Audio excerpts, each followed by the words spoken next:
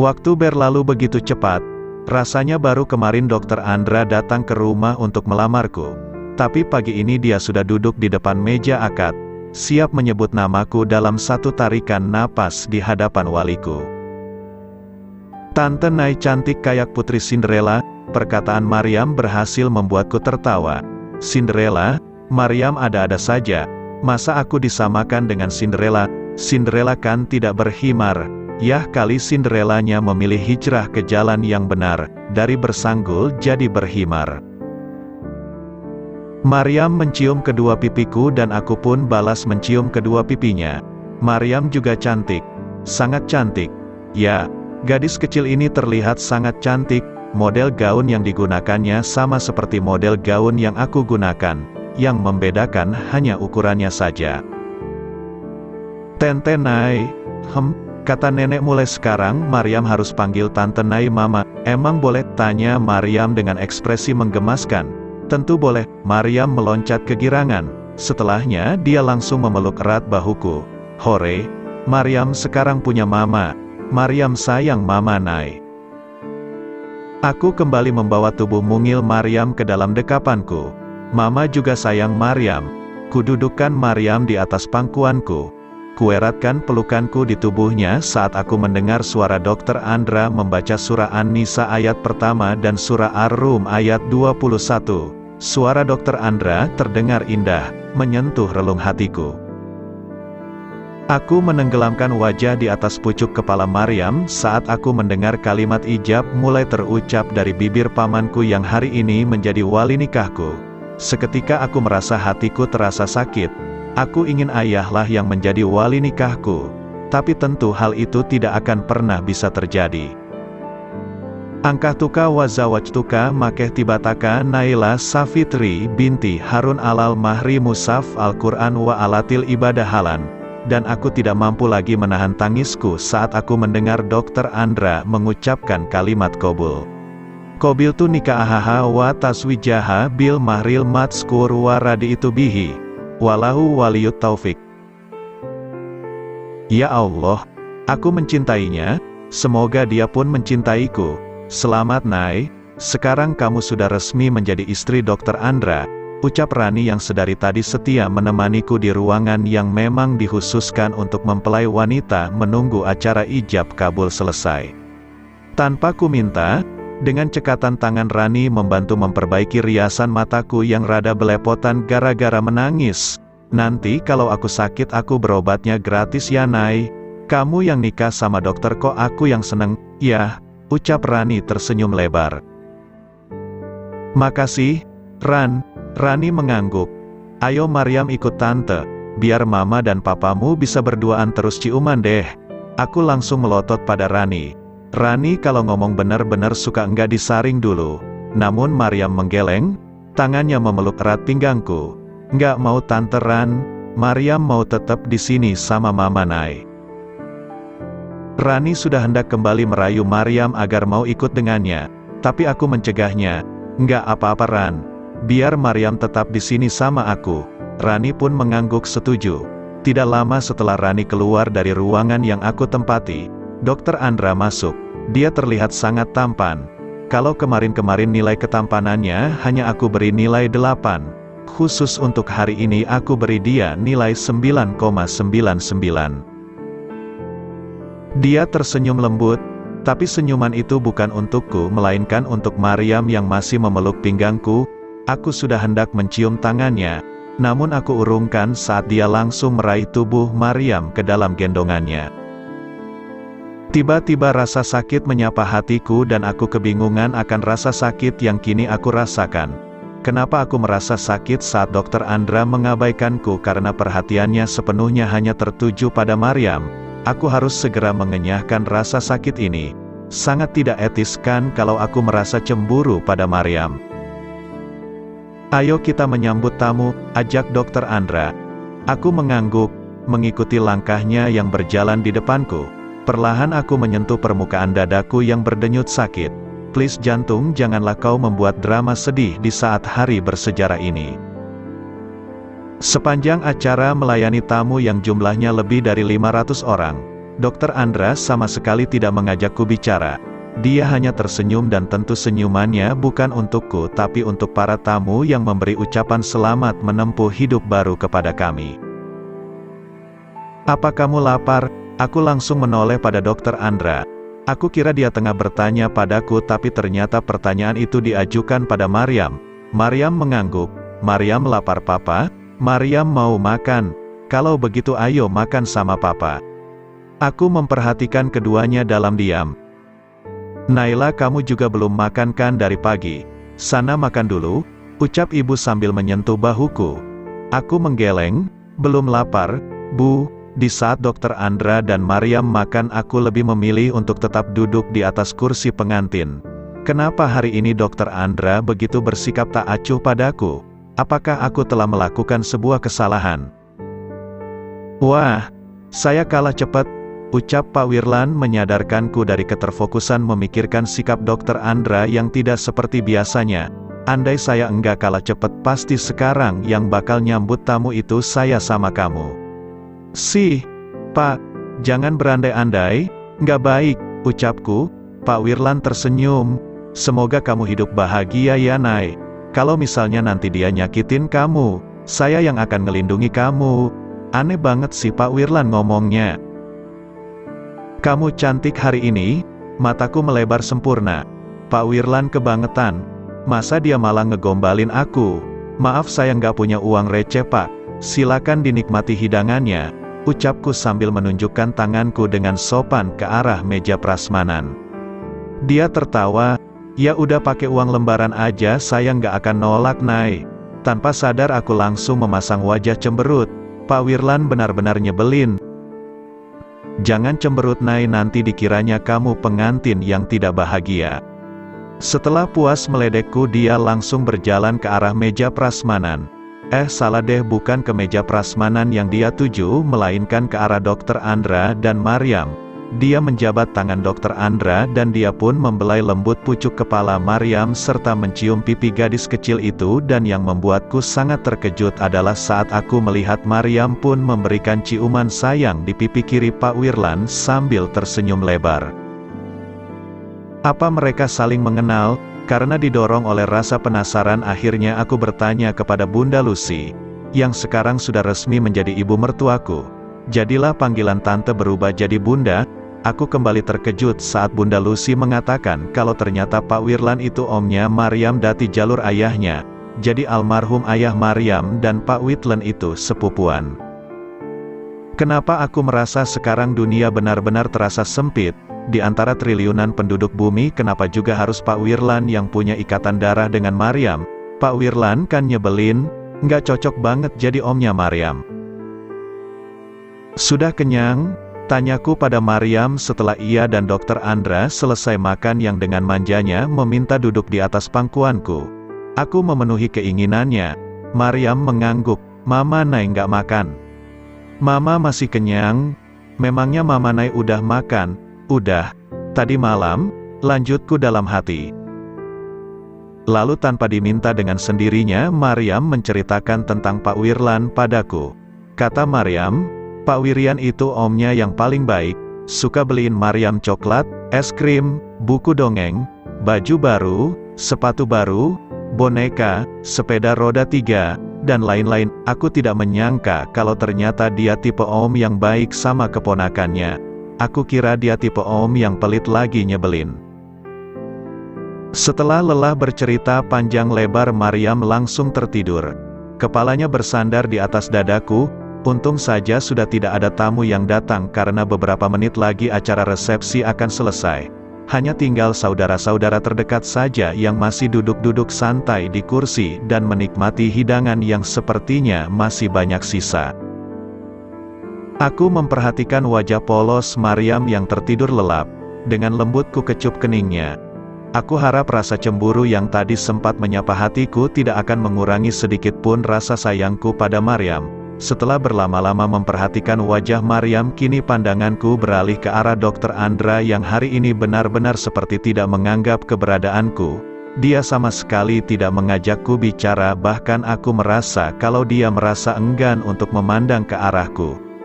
Cepat-cepat aku menundukkan kepala ke pucuk kepala Maryam saat mataku tiba-tiba terasa panas.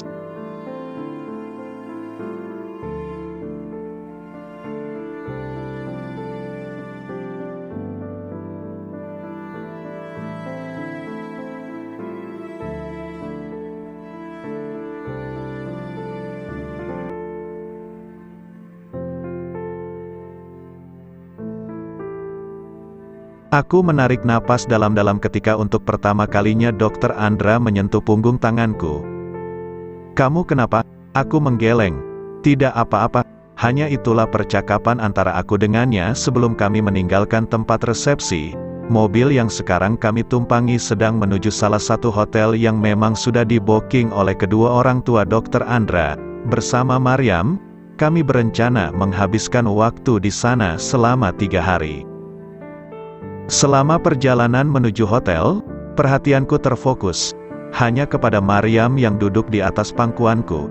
Awalnya Maryam tidak akan diajak menginap di hotel, tapi saat aku dan Dr. Andra akan pergi, Maryam yang saat itu ada di dalam gendongan neneknya menangis kencang, ingin ikut.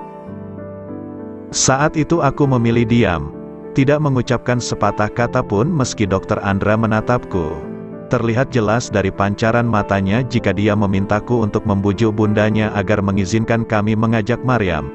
Tapi aku tidak melakukannya. Aku butuh waktu berdua dengan Dr. Andra, banyak yang ingin aku bicarakan dengannya. Aku tidak mau pernikahan ini berjalan menyedihkan. Aku wanita normal. Aku ingin memiliki keluarga yang bahagia. Namun keputusanku untuk mengabaikan tangisan Maryam hancur berkeping-keping saat gadis kecil itu berucap, "Mama Nay." Maryam ingin ikut. Maryam janji gak akan nakal, itulah yang terus Maryam ucapkan di sela isak tangisnya. Sungguh, aku merasa pipiku tengah ditampar saat mendengar ucapannya. Kenapa aku begitu tega mengabaikan tangisan Maryam? Apa sebenarnya yang terjadi padaku? Dengan langkah pelan aku menghampiri Maryam. "Bunda, aku ingin mengajak Maryam menginap bersama kami." Bunda Lucy tersenyum, tapi dia tetap tidak memberikan izin. Aku menoleh pada Dr. Andra yang malah diam saja. Bukannya tadi terlihat jelas dari matanya kalau dia ingin kami mengajak Maryam. "Nenek, Maryam mau ikut Mama Nay sama Papa." Rengek Maryam, tangisnya semakin terdengar kencang. "Maryam sama nenek dan kakek saja. Bukannya Maryam ingin punya adik. Kalau Maryam ingin punya adik, Maryam harus ngizinin Mama sama Papa pergi cuma berdua." Tangisan Mary langsung berhenti. Aku terperangah. Tidak menyangka kalau Bunda Lucy akan mengatakan itu. "Bunda," hanya itu yang Dr. Andra ucapkan untuk menegur perkataan Bunda Lucy yang menurutku terlalu vulgar untuk didengar oleh anak seumuran Maryam. "Maryam pengen punya adik, Nenek. Tapi Maryam juga pengen ikut Mama sama Papa." Maryam berucap polos, mata bulatnya secara bergantian menatap ke arah aku dan Dr. Andra. Dr. Andra yang sedari tadi memilih diam akhirnya buka suara. "Maryam akan ikut kami menginap di hotel. Kalau tidak aku dan Naila tidak mau menginap di sana." Bunda Lucy langsung melotot. "Jangan kekanak-kanakan, Andra." "Terserah Bunda." Setelah itu akhirnya Bunda Lucy mengalah, mengizinkan kami untuk membawa Maryam. "Mama Nay, nanti Maryam mau adiknya 3 ya?" Permintaan Maryam membuatku tersadar dari drama singkat yang telah terjadi setelah resepsi berlangsung. "3 kebanyakan," jawabku pelan, berharap Dr. Andra tidak akan dapat mendengarnya. Aku tidak menyangka kalau Maryam akan kembali membahas tentang adik dan jujur pertanyaan Maryam membuatku malu. "Aku rasa tidak kebanyakan," ucap Dr. Andra ikut masuk ke dalam obrolanku dengan Maryam. Aku langsung menoleh ke arah Dr. Andra. "Maksud Bapak?" Berhenti memanggilku dengan sebutan itu Naila. Terus Bapak mau saya panggil apa?"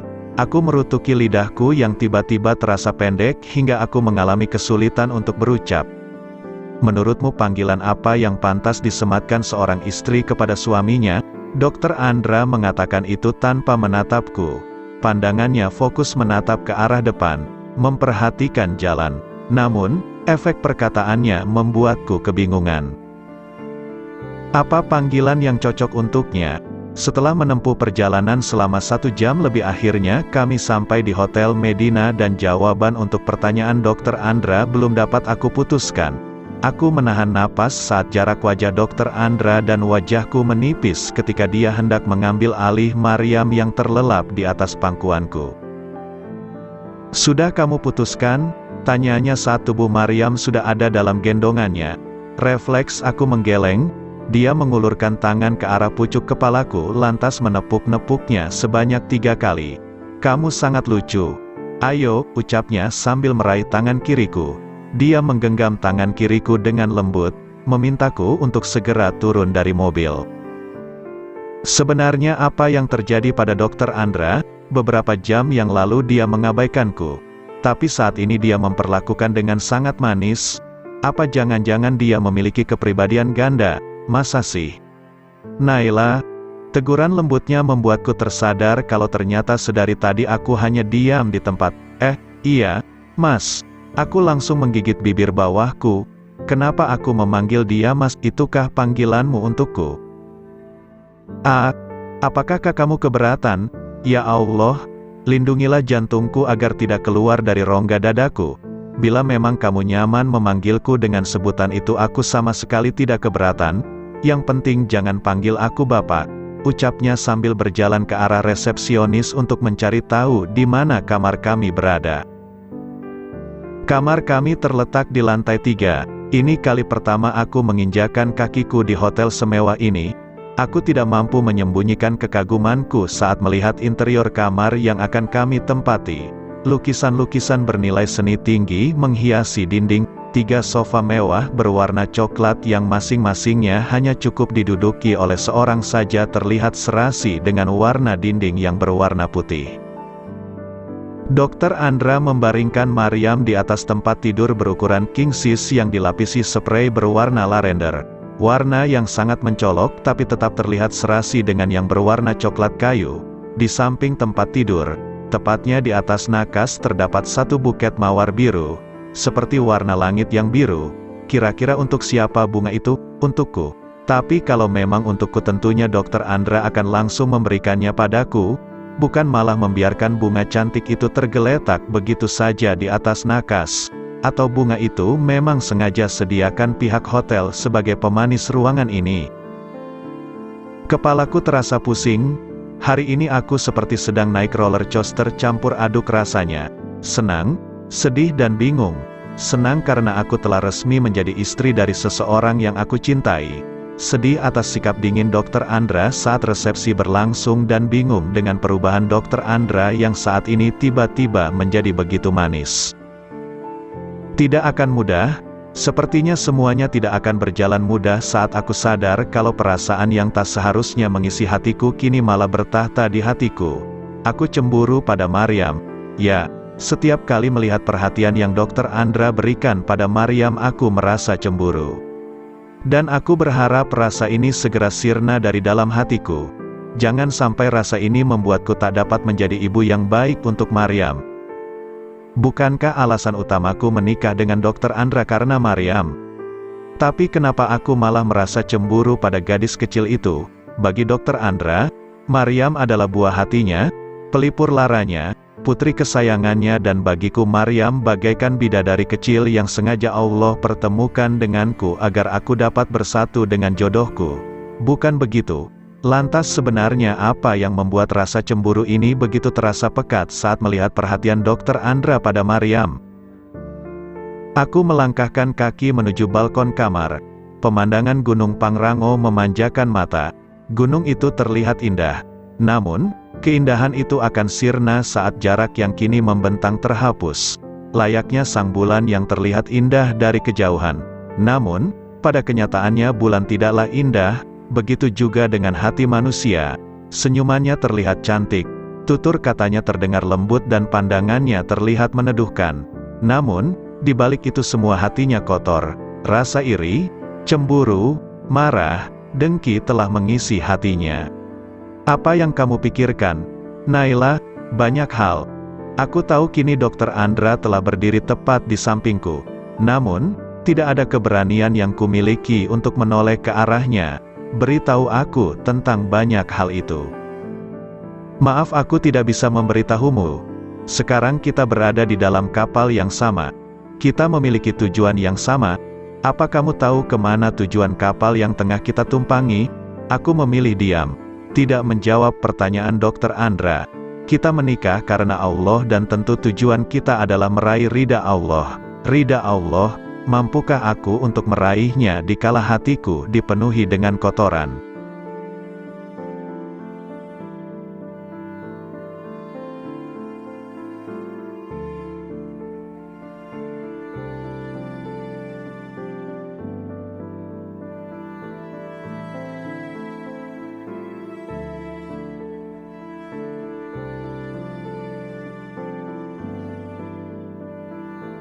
Matahari sudah bersiap kembali ke peraduannya. Langit biru telah berubah warna menjadi kemerahan. Aku dan Dr. Andra menikmati pemandangan indah itu dalam diam. Pemandangan yang begitu indah, bukti kalau Allah itu ada. Sungguh aneh bila ada seseorang yang meragukan keberadaan Allah. Kalau Allah tidak ada, lantas siapa yang menciptakan keindahan ini? Tidak akan ada yang mampu kecuali Allah. Ketika matahari sudah benar-benar tenggelam, Dr. Andra pamit untuk melaksanakan salat maghrib di masjid. Aku akan melaksanakan salat maghrib dan isya di masjid. Tolong kamu bangunkan Maryam, ucap Dr. Andra. Setelahnya dia langsung mengucapkan salam dan menghilang di balik pintu. Dia kembali bersikap dingin. Aku berjalan ke arah tempat tidur. Kududukkan tubuh di pinggiran kasur. Maryam, kubelai pipi gadis kecil itu. Wajah polosnya terlihat sangat cantik dan menggemaskan. Maryam sayang, bangun. Maryam tak kunjung bangun. Perlahan aku mulai menepuk pipinya. Ayo bangun, sayang. Kita salat maghrib. Maryam menggeliat tidak nyaman. Aku memanggilnya sekali lagi. Kedua tangannya dia rentangkan ke atas kepala. Perlahan matanya yang bulat sempurna terbuka. Namun, tak lama menutup kembali. Pemandangan yang sungguh menggemaskan. Buka matamu, sayang, Allah telah memanggil kita. Masa kamu mau mengabaikan panggilan Allah? Mata bulat Maryam kembali terbuka. Dia mengerucutkan bibirnya. Maryam mau libur dulu? Libur apa? Libur salat, Mama? Aku tersenyum. Tidak ada kata libur untuk salat, sayang. Maryam mengulurkan kedua tangannya ke arahku. Minta digendong. Aku menyambut uluran tangannya. Ya Allah, aku menyayanginya, sangat menyayanginya. Tapi kenapa ketika suami hamba menumpahkan segala perhatian kepadanya, hamba merasa begitu cemburu? Ini kali kedua aku menjadi imam salat bagi Maryam. Setelah melaksanakan salat maghrib dan wirid, aku membantu Maryam kembali mengulang hafalan surah pendeknya. Setelah itu tiba waktu salat isya. Kami kembali mendirikan salat berjamaah. Mama, Nay, Maryam mau bobo lagi. Maryam yang setelah salat isya langsung duduk di atas pangkuanku mendongakkan wajahnya, menatapku dengan pandangan sayu. Aku mengangguk. Maryam langsung membuka mukena sebelum kembali merebahkan tubuhnya di atas tempat tidur. Benar-benar anak yang pintar. Tak lama setelah Maryam kembali jatuh tertidur, Dr. Andra kembali dari masjid. Masih dengan menggunakan mukena, aku membukakan pintu untuknya. Aku sudah hendak mencium punggung tangannya, namun dia menolak. Dia menolak dengan cara yang tak kentara, yaitu memasukkan tangannya ke dalam saku celana. Namun tetap hal itu membuat aku merasa sedih dan bingung. Dia mau menyentuh tanganku dan menggenggamnya, tapi kenapa dia tidak pernah mengizinkan aku untuk mencium punggung tangannya? Maryam sudah tidur. Tadi dia salat maghrib dan isya, kan? Aku mengangguk. Aku mengikuti langkahnya. Dalam hati aku beristighfar saat aku melihat Dr. Andra mengecup lembut kening Maryam. Cepat-cepat aku mengalihkan pandanganku dari pemandangan itu. Aku berjalan ke arah sajadahku yang masih terhampar di lantai. Kulipat sajadah itu. Mas mau langsung tidur? Tanyaku saat melihat Dr. Andra telah membaringkan tubuhnya di atas tempat tidur. Iya. Aku izin keluar dulu. Ya? Kamu mau kemana? Ada sesuatu yang ingin aku beli di minimarket yang ada di samping hotel. Bolehkah? Dalam hati aku berharap dia akan melarangku dan menawarkan dirinya untuk membelikan apa yang ingin aku beli. Tapi itu hanya menjadi harapan semu belaka. Dia memberikan izinnya tanpa bertanya apapun lagi. Aku pergi ya, Mas. Kunci ku bawa. Assalamualaikum, ucapku sebelum membuka pintu hotel. Dia menjawab salamku. Aku terpekur di balik pintu yang kini telah tertutup rapat. Untuk kesekian kalinya aku bertanya pada diriku sendiri, apa yang terjadi pada Dr. Andra? Dia benar-benar seperti memiliki kepribadian ganda. Di minimarket aku membeli roti, biskuit dan susu cair. Sebab di kulkas yang ada di dalam kamar hanya tersedia minuman soda, air mineral dan buah-buahan. Aku takut nanti Maryam dan Dr. Andra akan merasa lapar karena mereka hanya makan saat di resepsi. Tadinya aku kira selepas salat Isya Dr. Andra akan mengajakku makan malam. Namun ternyata tidak, aku belum pernah menginap di hotel jadi aku tidak tahu bagaimana cara memesan makanan di hotel. Karena itu aku memilih membeli makanan ringan di minimarket. Dr. Andra sudah tidur saat aku telah kembali dari minimarket. Aku memilih duduk di atas sofa, meski tidak lapar.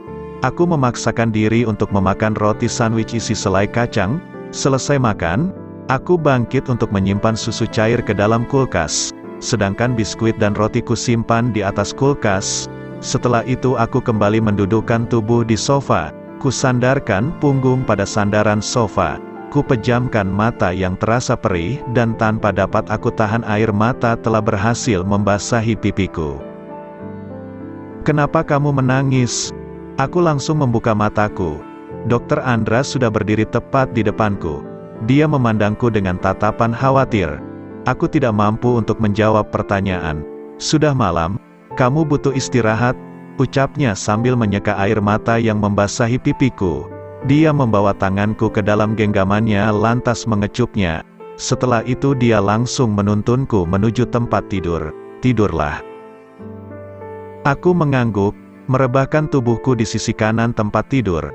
Jantungku berdetak melewati batas normal saat Dr. Andra ikut merebahkan tubuhnya tepat di samping tubuhku. Aku kira dia akan merebahkan tubuhnya di samping Maryam, namun ternyata tidak. Aku kesulitan menghirup udara saat tangan Dr. Andra mendekap bahuku dari belakang dan dia berbisik, "Maafkan aku, Naila." Pagi kembali datang menyapa, mengusir malam yang menyesakkan. Aku memandikan Maryam dengan air hangat sementara Dr. Andra melihat tayangan televisi. "Mama Nay." Maryam seneng banget. "Tutup matamu, sayang. Mama akan membasuh wajahmu," ujarku. Maryam menurut. "Mama Nay apa, sayang?" Maryam seneng banget. Maryam kembali mengulangi ucapannya. "Seneng karena apa?" tanyaku. "Seneng karena akhirnya Maryam punya mama sama kayak teman-teman Maryam di sekolah. Mereka punya mama. Nanti Maryam bakal kenalin Mama Nay ke teman-teman Maryam. Nanti Maryam sekolahnya mau dianterin Mama Nay aja, nggak mau dianterin nenek lagi. Insya Allah nanti Mama yang akan nganterin kamu sekolah," jawabku sambil membungkus tubuhnya dengan handuk. "Hore!" Maryam berseru senang. Dia pun langsung mengecup kedua pipiku. "Maryam sayang Mama Nay," ucapnya sambil memeluk bahuku dengan erat. "Mama juga sayang kamu, sayang banget." Ku kecupi wajahnya berulang kali. Dia langsung tertawa senang dan balas menciumi wajahku. "Mama Nay hari ini Maryam mau pakai baju gambar Minnie Mouse," ucap Maryam saat aku membawanya ke dalam gendonganku. Aku terdiam. "Oh iya, aku baru ingat kalau di dalam koper yang kami bawa ke hotel tidak ada baju Maryam. Tidak mungkin kan kalau dia harus memakai baju yang kemarin." Saat aku keluar dari kamar mandi aku tidak menemukan keberadaan Dr. Andra di kamar. Aku tidak tahu dia kemana. Aku menurunkan Maryam di atas tempat tidur. "Maryam tunggu dulu di sini ya. Mama mau keluar dulu." "Ikut." Maryam meloncat-loncat di atas tempat tidur sambil merentangkan tangannya hingga handuk yang dia kenakan melorot. Aku tertawa melihat itu. "Mama mau beli baju baru untuk Maryam." "Maryam jangan ikut ya. Mama janji cuma sebentar." Maryam memberengut. "Kenapa Maryam nggak boleh ikut?" Maryam janji nggak akan nakal Mama. Mama percaya kalau putri Mama yang cantik ini nggak akan nakal. Tapi Mama keluarnya cuma sebentar. Enggak akan lama kok. Akhirnya Maryam mengizinkanku untuk pergi. Sebelum pergi meninggalkan kamar, aku memakaikan baju handuk di tubuh Maryam. Kududukkan Maryam di atas sofa, lantas kunyalakan televisi. "Maryam mau lihat ini Mama," seru Maryam saat salah satu stasiun televisi menayangkan acara kartun berbahasa Inggris. "Memangnya kamu ngerti apa yang mereka bicarakan?" Maryam mengangguk. Wah, ternyata Maryam sudah bisa berbahasa Inggris. Aku sendiri malah belum bisa. "Iya sudah, kalau begitu Mama pergi dulu ya. Jangan nakal. Kalau Papa datang dan menanyakan Mama kemana, kamu bilang Mama keluar dulu untuk beli baju buat kamu." Maryam mengangguk. Perhatiannya fokus menatap ke arah layar televisi. "Mama pergi dulu ya sayang." Kucium pucuk kepalanya. "Assalamualaikum." "Waalaikumsalam." Di seberang hotel ada toko baju anak-anak. Aku sungguh bersyukur karena ternyata tokonya sudah buka, padahal ini baru jam 7. Biasanya kebanyakan toko baju baru buka pukul 9. Toko baju yang patut untuk dicontoh. Seorang pramuniaga menyapaku dan menawarkan bantuan ketika aku memasuki toko. "Saya mencari baju muslim untuk anak umur 4 tahun, ucapku. Dia menunjukkan deretan baju muslim untuk anak 4 tahun. Pilihanku langsung jatuh pada baju muslim bergambar Minnie Mouse dengan warna dasar merah. Bagian pinggangnya dihiasi pita. Maryam pasti suka. "Yang ini ya, Mbak," ucapku sambil menyerahkan baju itu kepada pramuniaga yang tadi menunjukkan di mana tempat baju muslim anak 4 tahun berada. "Mari ke kasir, Bu." Aku mengangguk, mengikutinya melangkah ke kasir. "Rp239.000, ucap kasir wanita ramah. "Astagfirullah, aku lupa membawa dompet, Mbak. Maaf, dompet saya ketinggalan." Wajah si kasir yang tadinya ramah langsung berubah masam. Aku tahu dia pasti sangat kesal, karena dulu pun aku suka merasa kesal kalau ada konsumen yang berbelanja tapi tidak membawa uang karena alasan lupa. "Saya sedang menginap di hotel itu," ucapku cepat sambil menunjuk ke arah hotel yang ada di seberang toko. "Saya akan ambil uangnya dulu ya, Mbak." Si kasir hanya menganggukkan kepala. "Maaf ya, Mbak," ucapku sebelum keluar dari toko itu. Dengan langkah cepat bahkan nyaris berlari aku kembali ke hotel. Aku terperangah saat aku tidak menemukan Maryam di kamar. Kemana Maryam? Apa dia pergi bersama Dr. Andra? Aku langsung meraih ponselku yang tergeletak di atas nakas samping lampu tidur. Aku mencoba menghubungi Dr. Andra. Panggilanku tersambung tapi Dr. Andra tidak menjawabnya. "Mas, apa Maryam ada bersamamu?" Itulah pesan yang aku kirimkan padanya. Hatiku dilipuri oleh ketakutan. Kenapa aku begitu ceroboh meninggalkan Maryam seorang diri? Maryam sudah mampu membuka pintu kamar hotel sendiri. Bagaimana kalau terjadi sesuatu hal yang buruk pada Maryam? Dengan tangan gemetar aku kembali mencoba menghubungi Dr. Andra. Namun, panggilanku tidak diangkat. Aku kembali mengirim pesan padanya. "Mas, kamu ada di mana?" Maryam tidak ada di kamar. Aku berjalan ke arah resepsionis, meminta bantuannya. "Mungkin putri ibu sedang pergi bersama ayahnya," ucap si resepsionis saat aku menceritakan kalau aku kehilangan Maryam. Saya sudah mencoba menghubungi suami saya tapi aku tidak mampu lagi melanjutkan ucapanku. Ketakutan membuat dadaku terasa sesak.